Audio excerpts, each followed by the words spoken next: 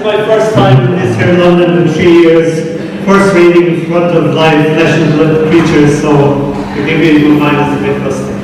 I suppose you all are familiar with that Christmas Eve feeling when your relationship breaks up. Just me. This is a delightful little ditty called Autopsy. You made the open incision with almost clinical precision. Took the heart out, found it wanting. Took the top off the head, removed the mind. What exactly was it you expected to find? I looked at you with sad eyes that said, it wouldn't have hurt half as much if you only waited till I was dead. Thank you. Though I loved you more and more, you were robbed to the core. I don't love you anymore. Crazy loneliness hijacks memory of a beautiful girl. Crazy loneliness hijacks memory. Last night, I missed you so much, I made love to your night-dress passionately. Now your night-dress hides from me, slinks under covers and pillows, avoids my eyes. I can't take another night without you. Your nightie can't take another night with me. I'm holding your dresses hostage, caressing them. If they make one false move, your other clothes tremble in the wardrobe. Come back to me.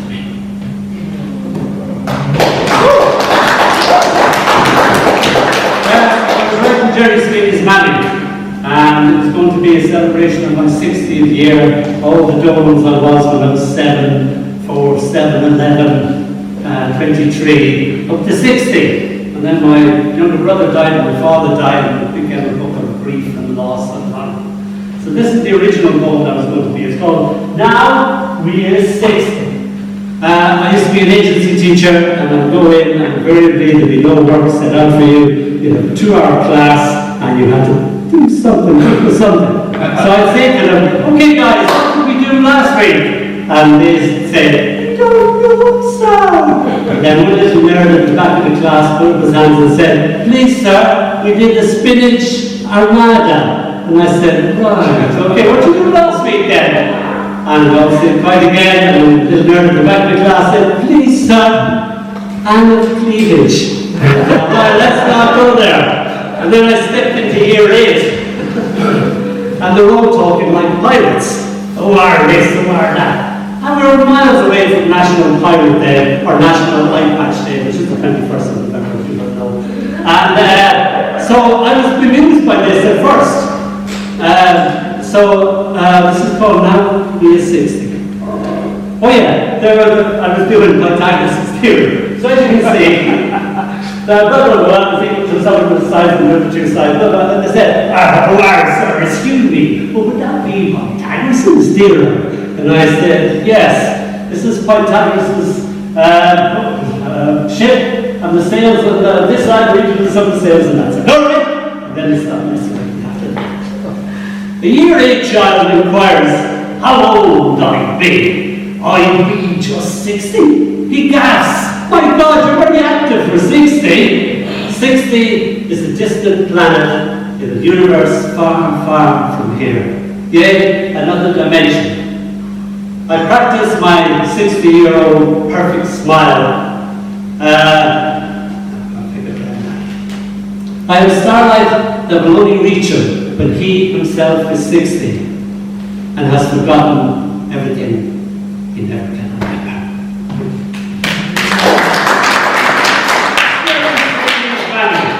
This book is going to be called this book, Crawling Out and Falling Up. But my friend's mother died, so I wrote Jerry Sweeney's Married.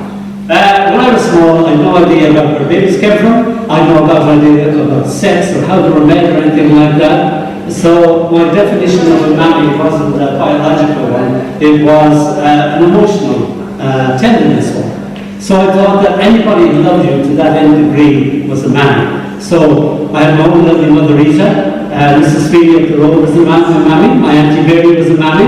And by that definition, even my dad was the best mammy I ever had. So my mother had to take me aside and said, you know Mrs. Sweeney? And I said, yeah. you know she's not your mammy, don't you? And I said, what? So, Jerry Sweeney's mammy. Mrs. Sweeney was Jerry Sweeney's mammy. And even though I had my own, I had her on loan. It was like having a spare mammy. And even when she was mad with us, she just couldn't be mad with us. Go on, she'd be, go on. You'd wear the heart out of a stone. And if you fell and you was crying, heart and knee badly grazed, or badly bitten by a bee, she would hug you up with all her love, fill you up with so much love that would last for years, for years. Come here to me, you don't. Jerry Sweeney was my best friend ever, way back in the way back then. Still is, nothing's changed, except there's young fellas have become old fellas who still think they're young fellas. And every time I see him, I could almost cry. I can still see his mammy smiling out of his eyes. Thank you. It was my little one's third year of being herself, and we had a party to prove this, and we had about 33 3-year-olds around, and we're all going mad. Jelly was the big thing. Green jelly, yellow jelly, red jelly, blue jelly. You try saying that like this. And, you know, the green jelly was the most important, and we'd run out of green jelly. So I left the room to go get green jelly. And I came back in, and as I approached, there was cakes. If that's what you're not in, okay? It's probably my wife's name, my jelly cold jelly.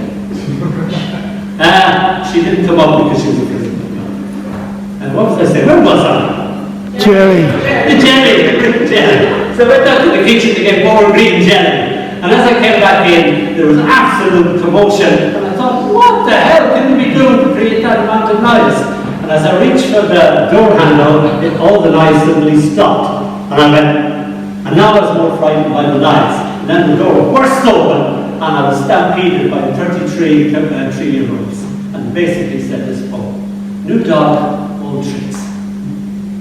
The dog's in the loo. We were featured at the pig. And it just fell in. Thank you.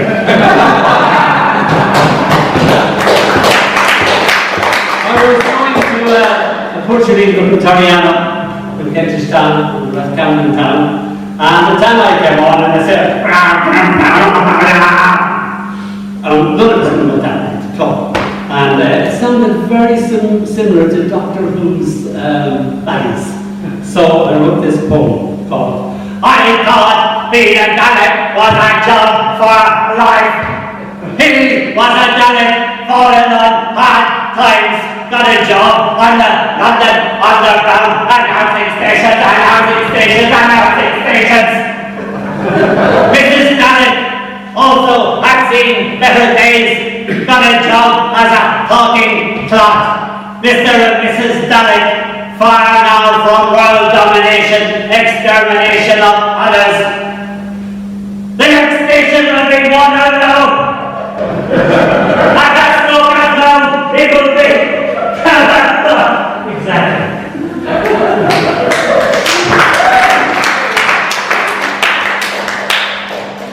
Let's see, where are we? Alright, this is called Crawling Out and Falling Out. So I might as well read the title poem of that.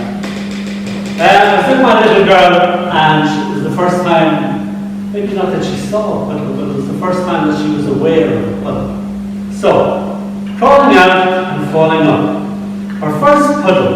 There was rain, lying dead in a hole. She only ever seen rain fall, not trapped in a pothole. Why doesn't it crawl out and fall up? Indeed, I see it happen in thought, if not in deed. I have to admit, I never thought of it quite like that. Now she's grown up and doesn't even remember it. We meet a modern day puddle and she's puzzled and I say, why doesn't it crawl out and fall up? Oh, Dad, she sighs, how do you ever think of such things?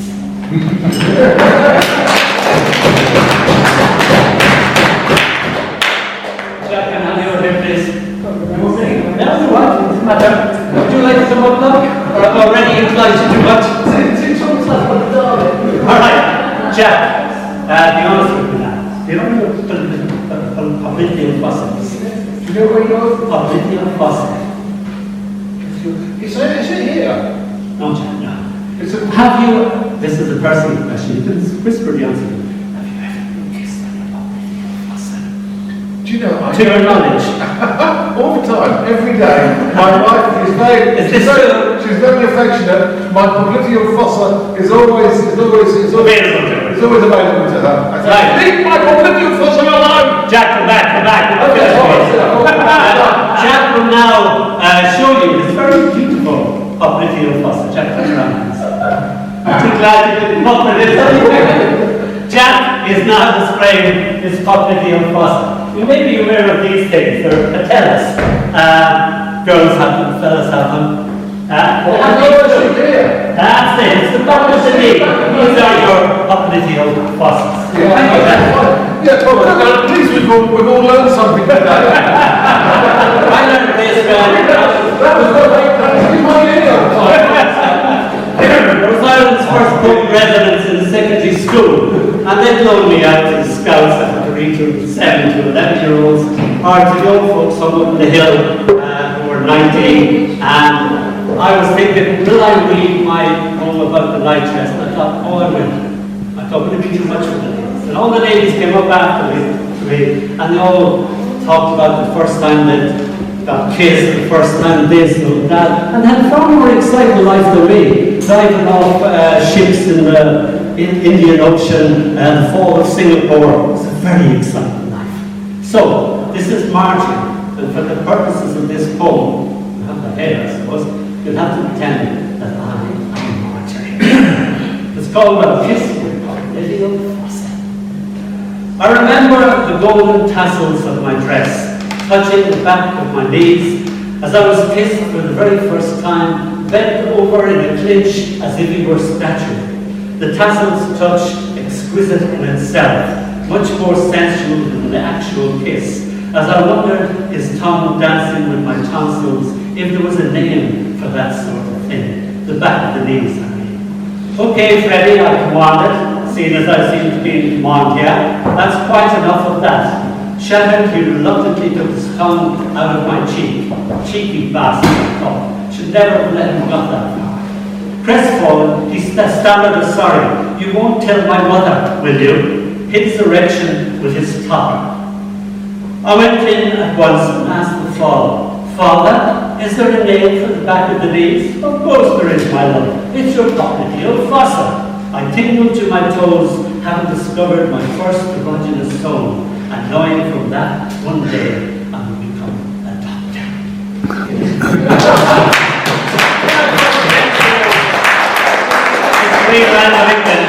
I went to a vet and I was talking to the vicar. The vicar was a very obese chap. He was very much like the Michelin man.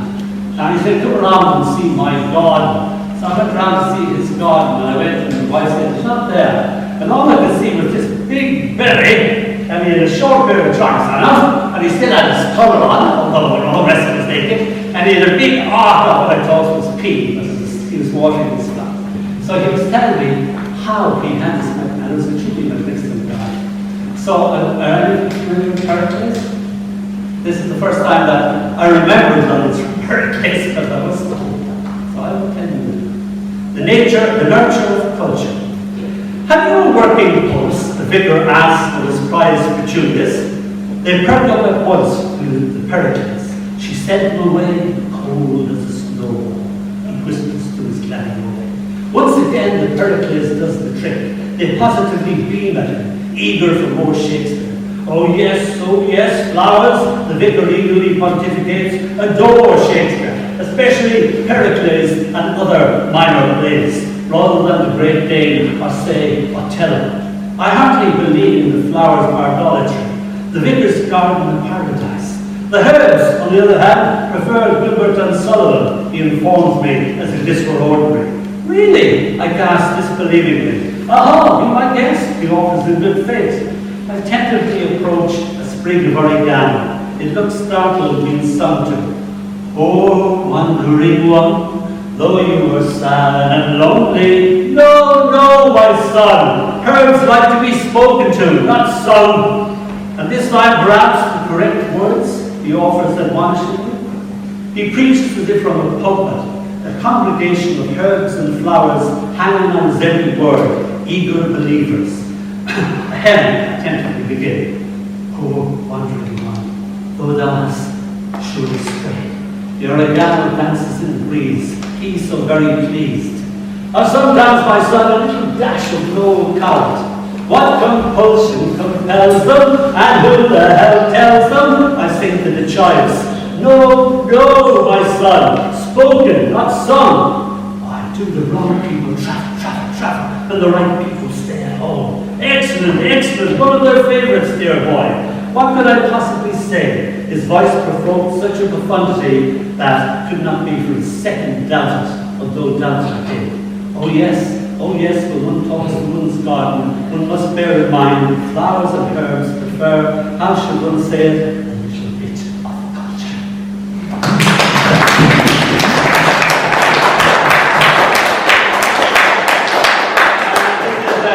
The Smell of Purple, we launched this in New Delhi Poetry Festival, and a little girl ran into me, and she comes out with this. It's called The Smell of Purple.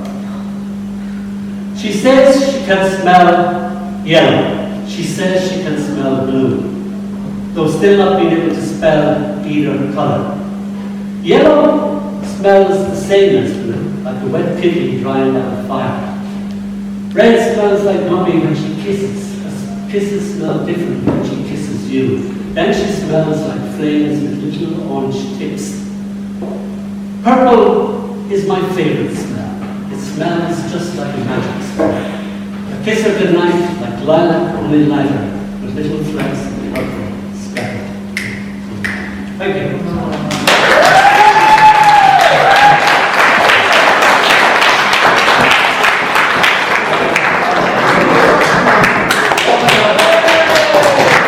Dónall Dempsey.